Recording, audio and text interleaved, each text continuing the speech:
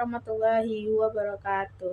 Saya Citra Pratiwi akan menjelaskan tentang materi yaitu virus.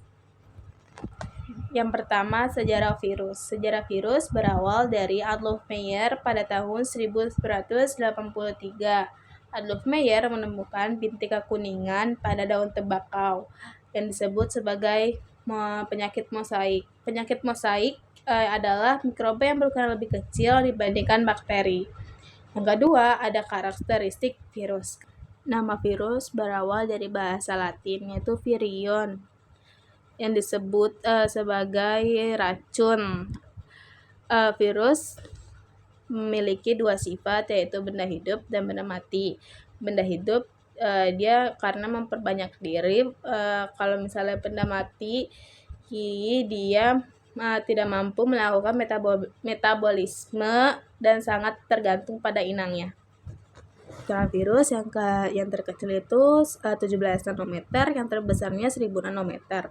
Virus dapat diamati melalui mikroskop elektron dengan memperbesar minimal 30.000 kali. Faktor virus itu ada dua. Yang pertama ada kapsid virus dan yang kedua ada asam nukleat.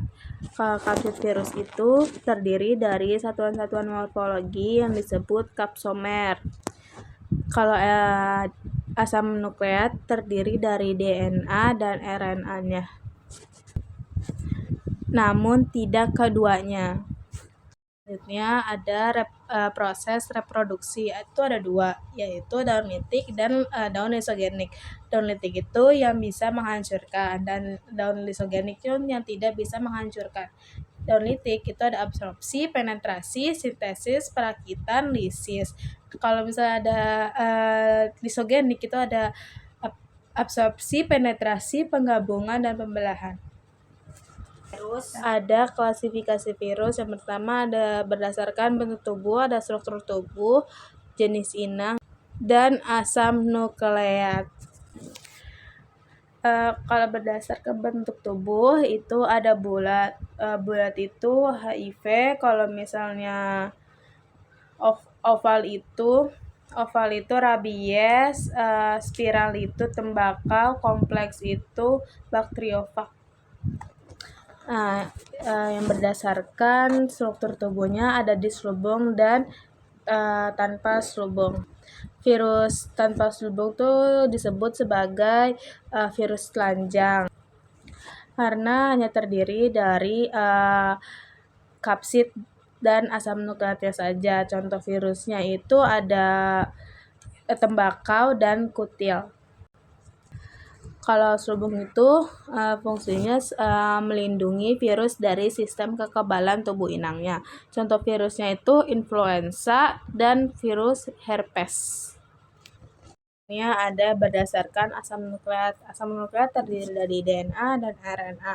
DNA itu yang beruntai tunggal dan beruntai ganda. Kalau RNA yang beruntai tunggal, namun RNA bisa juga beruntai ganda.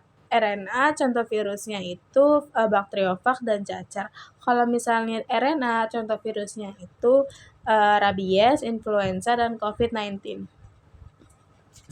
Yang selanjutnya ada berdasarkan jenis inang. Jenis inang itu ada bakteri, hewan, tumbuhan, manusia.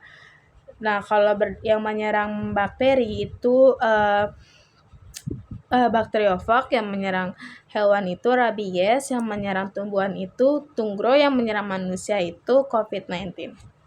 Nah, yang menguntungkan sebagai agen genetik, terapi gen dan sebagai anti kanker. Yang merugikan merupakan parasit obligat pada sel hidup yang menyerang manusia, hewan, tumbuhan. Yang menyerang manusia ada COVID-19, yang menyerang tumbuhan ada tunggro, yang menyerang hewan ada rabies.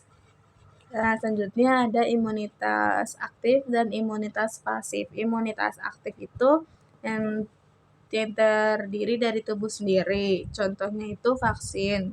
Kalau misalnya imunitas pasif itu contohnya tuh yang terdiri dari luar tubuh. Contohnya itu ASI ibu.